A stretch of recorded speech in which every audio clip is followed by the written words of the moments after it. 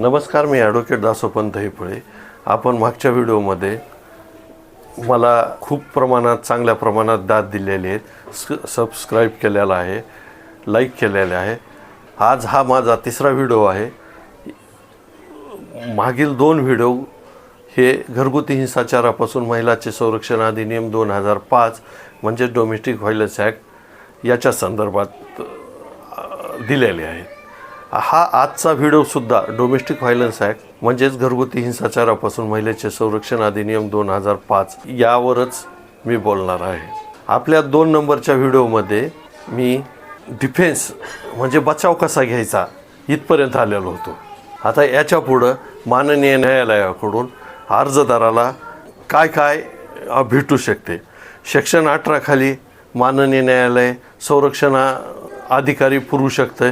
संरक्षण अधिकारी सेक्शन 18 प्रमाणे घरगुती हिंसाचारापासून महिलाचे संरक्षण अधिनियम 2005 या कायद्याअंतर्गत माननीय न्यायालय अर्जदाराच्या मागणीनुसार सेक्शन 18 नुसार तुम्हाला संरक्षण अधिकाऱ्याची नेमणूक करू शकते. त्यानंतर अर्जदाराला जर राहण्याच्या अडचणी येत असतील तर अर्जदारा स्वतंत्र राहण्याची तरतूद गैर अर्जदाराला करायला लावू शकते. ह्याच्यामध्ये सेक्शन 19 नुसार अर्जदारास स्वतंत्र राहण्याची तरतूद माननीय न्यायालयाच्या आदेशानुसार करण्यात येते. त्यानंतर सेक्शन 20 अर्जदाराला आर्थिक मदत देण्याचा आदेशसुद्धा माननीय न्यायालय करू शकतो.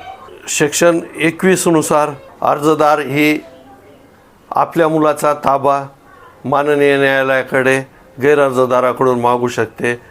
जर माननीय न्यायालयाने अर्जदाराची मागणी मान्य केल्यास गैर अर्जदारास सदर मुलाचा ताबा हा अर्जदाराकडे सुपूर्द करावा लागतो. त्यानंतर अर्जदाराच्या नुकसान भरपाई बाबतचा आदेश सेक्शन 22 प्रमाणे देण्यात येऊ शकतो. अर्जदाराचं जर काही आर्थिक नुकसान झालं असेल तर ती भरपाई भरून काढण्यासाठी माननीय न्यायालय आदेश करू शकतो आणि सदर भरपाई ही अर्जदारास गैर अर्जदाराकडून मिळावी याची तरतूद माननीय न्यायालय करून देते. त्यानंतर सेक्शन 23 हे अंतरिम पोटगी साठी आहे, जे आपण मागच्या व्हिडिओमध्ये आपण त्याचा उल्लेख केलेला आहे.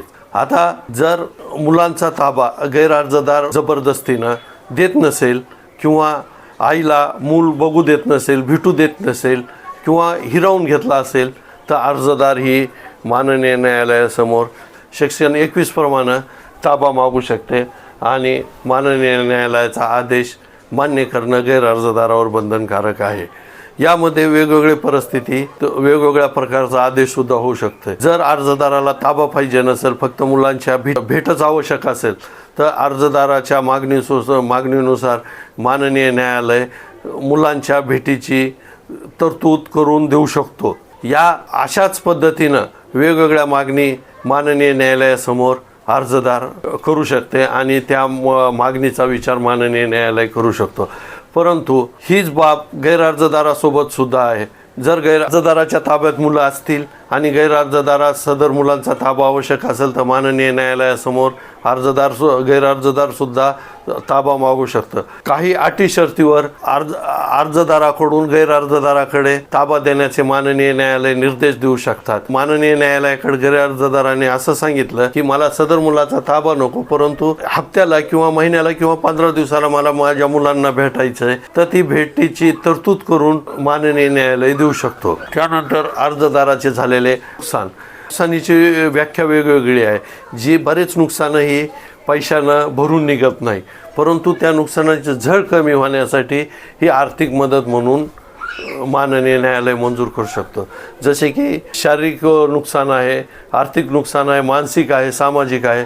असल्या ज्या शारीरिक, सामाजिक, मानसिक ह्या जे नुकसान आहे ह्याची तुलना किंवा ह्याची भरपाई पैशामध्ये होऊ शकत नाही, परंतु सदरचं नुकसान कमी करण्यासाठीचा प्रयत्न पैशाच्या रूपाने माननीय न्यायालय करू शकतो. परंतु सदरचा जो छळ झालेला आहे तो अर्जदाराला सिद्ध करणे खूप आवश्यक आहे. त्यानंतर अर्जदार ज्या वेळेस सदरचा अर्ज 12 प्रमाणे दाखल करून वेगवेगळ्या पद्धतीने मागणी करते, त्यावर ज्या वेळेस गैरअर्जदारातर्फे लेखी म्हणणे व कैफियत येते, इंटरिमवर माननीय न्यायालयाचा आदेश होतो, त्यावेळेस दुसरी स्टेज म्हणजे साक्षी पुराव्याची. त्याच्यामध्ये जो अर्जदार आहे त्याला माननीय न्यायालयात शपथेवर साक्ष देणं गरजेचं आहे. शपथेवर साक्ष देत असताना अर्जामध्ये जी काही कथन केलेले आहे, जी काही मांडणी केलेली आहे अर्जामध्ये, त्या अनुषंगाने शपथपत्र देणं गरजेचं आहे. त्या शपथपत्रामधील मजकुराला आणि अर्जातील मजकुराला किती सत्यता आहे ही पडताळणी करण्यासाठी गैरअर्जदार किंवा गैरअर्जदारातर्फे जो विधिज्ञ आहे त्यांच्यातर्फे उलट तपास घेतला जाऊ शकतो. उलट तपास घेतेवेळेस अर्जदाराचे चारित्र्य हनन होणार नाही याची काळजी घेऊन उलट तपास घेणं आवश्यक आहे.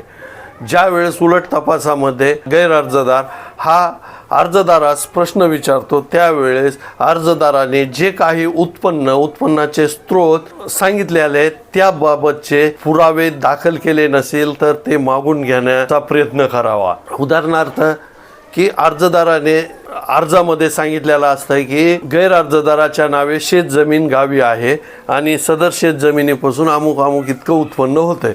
आता शेतीपासून मिळणारं उत्पन्न हे तहसीलमधूनच मिळतं आहे, त्याला कसल्याही प्रकारची पावती किंवा इतर GST लागून रिसिप्ट मिळत नाही. त्याला तहसीलमधूनच उत्पन्नाचं सर्टिफिकेट घ्यावं लागतं की एकंदरीत सर्व मार्गाने शेतीच्या सर्व मार्गाने मिळून आलेलं उत्पन्न इतकं आहे, ते दाखल केलेलं आहे का. दुसरी बाब, जे सांगितलेली आहे शेती ती खरोखरच गैरअर्जदाराची आहे. मी माझ्या पहिल्या व्हिडिओमध्येही सांगितलेलं आहे की त्याच्यामध्ये गैरअर्जदार क्रमांक 1 किंवा म्हणजे पतिदेव जे आहेत त्याचा हिस्सा किती आहे, त्याचा शेअर किती आहे, ही बाब आवश्यक विचारणं अर्जदाराला गरजेचं आहे. म्हणजे जर माझी 2 एकर गावी शेती असेल त्यापासून उत्पन्न, परंतु ज्यावेळेस उत्पन्नाचा त्यावेळेस तहसीलचा उत्पन्नाचा दाखला आहे का. दुसरी बाब, अर्जदार ज्या वेळेस सांगते की 2 एकर शेती आहे, त्या 2 एकरमध्ये गैरअर्जदाराचा हिस्सा किती आहे हे सुद्धा माननीय न्यायालयाच्या लक्षात आणून द्यायला पाहिजे.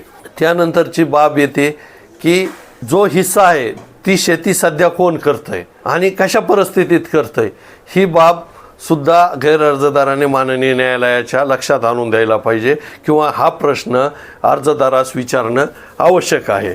त्याच्यानंतर ज्या काही आरोप केलेले आहेत अर्जदाराने की एके दिवशी, म्हणजे स्पेसिफिक तारीख नसते, तिथं बऱ्याच प्रकरणामध्ये स्पेसिफिक तारीख नसते, काही प्रकरणात तारीखासुद्धा असतात, किंवा एके दिवशी माझे पती मला आले आणि हा मारहाण केली. त्यावेळेस असं विचारणं गरजेचं आहे की ज्यावेळेस तुमचे पती तुमच्या घरी आले, तुम्हाला मारहाण केली, तो दिवस कोणता होता, तारीख किती होती, वार कोणता होता, कोणती वेळ होती, त्याच्यानंतर एवढी मारहाण झाली तुमचा, तर तुम्ही संबंधित यंत्रणेशी म्हणजे पोलीस यंत्रणा म्हणा, महिला तक्रार निवारण मंच म्हणा, किंवा 100वर डायल केलेला असं काही पुरावा तुम्ही म्हणजे याची मदत तुम्ही घेतली होती का. जर घेतली असेल तर ते हो म्हणतील, हो म्हणत असतील तर त्याचे पुरावे तुम्ही अर्जासोबत शपथपत्रासोबत जोडलीत का. ही ज्या वेळेस जर असतील, दिलेले असतील पुरावे, मग विचारण्याची आवश्यकता नसेल. परंतु जर हे पुरावे दिले नसतील तर त्यांचे जे कथन केलेलं आहे त्या कथनाला काहीही अर्थ राहत नाही. त्याच्यापुढं जे उलट तपास घेतात त्यावेळेस अर्जापेक्षा जास्त मजकूर शपथपत्रात आलेला आहे का. शपथपत्रात जर जास्तीचा मजकूर आला असेल तर ती बाब अर्जदाराला निश्चित विचारायला पाहिजे की तुम्ही ही जी अतिरिक्त बाब तुमच्या शपथपत्रामध्ये घेतलेली आहे ती तुमच्या अर्ज दाखल करते वेळेस का घेतलेली नाही. त्याच्यानंतर सजेशन त्यांना द्यायचं की ह्यासाठीच ही घेतलेली नाही कारण अशी कोणती घटनाच घडलेली नव्हती. त्याच्या पुढे जाऊन उत्पन्नाचा स्रोत, अतिरिक्त शपथपत्रामध्ये आलेला मजकूर, मुलाच्या भरणपोषणामधला मजकूर, कित्येक वेळेस म्हणजे आपल्या भारतीय समाजामध्ये अशी परिस्थिती आहे की सर्व खर्चिक बाब जी आहे पतिदेव करतात, पुरुष मंडळी करतात, परंतु कागदपत्र हे महिलाकडे असते घरातल्या. कारण कामधंद्यावरून शाळेची वेळ आणि कामाची वेळ एकत्र असल्यामुळं आपण फीस भरतो त्यांच्या पावत्या सांभाळण्यासाठी घरी, तर तेच पुरावे म्हणून अर्जदार दाखल करतात किंवा आम्ही मुलाचं शिक्षण घेतलं, ही बाब ओढवण्यासाठी शाळेला तपासण्यासाठी की फी कोण भरतंय हे गैरअर्जदारातर्फे येणं गरजेचं आहे. त्याच्यानंतर ज्या वेगवेगळ्या आर्थिक मदती आहेत, या आर्थिक मदतीसाठी खरोखर त्यांचं कोणतं नुकसान झालेलं आहे, शारीरिक झालेलं आहे, मानसिक झालेलं आहे, सामाजिक झालेलं आहे आणि त्याची भरपाई तुम्ही पैशामध्ये मागताय. तर हे जे नुकसान झालेलं आहे, तुमचं शारीरिक नुकसान झालेलं आहे, तर तुम्हाला मारहाण झाली असेल तर कुठं झालेली आहे, त्याची तुम्ही वैद्यकीय मदत घेतली का, त्याच्यावर औषधोपचार केले का, जर केले असतील तर त्याचे पावत्या मागणं गरजेचे आहेत आणि अर्जदाराने त्या पावत्या दाखल करणंसुद्धा गरजेचे आहेत. अन्यथा त्या कथनाला काहीही अर्थ राहणार नाही, नुकसान भरपाई मिळणार नाही. अशा पद्धतीनं उलट तपासामध्ये आपल्याला अर्जदाराच्या तोंडाकडून सत्य परिस्थिती वधवून घेण्याचा सुवर्ण संधी मिळते. आज आपण आपल्या व्हिडिओमध्ये येथेच थांबूत. या पुढील जे काही माहिती आहे ती मी पुढील व्हिडिओमध्ये शेअर करतो. पुढील नवीन विषयाला नवीन माहिती घेऊन पुढल्या व्हिडिओमध्ये आपण येत आलात. तोपर्यंत नमस्कार, धन्यवाद.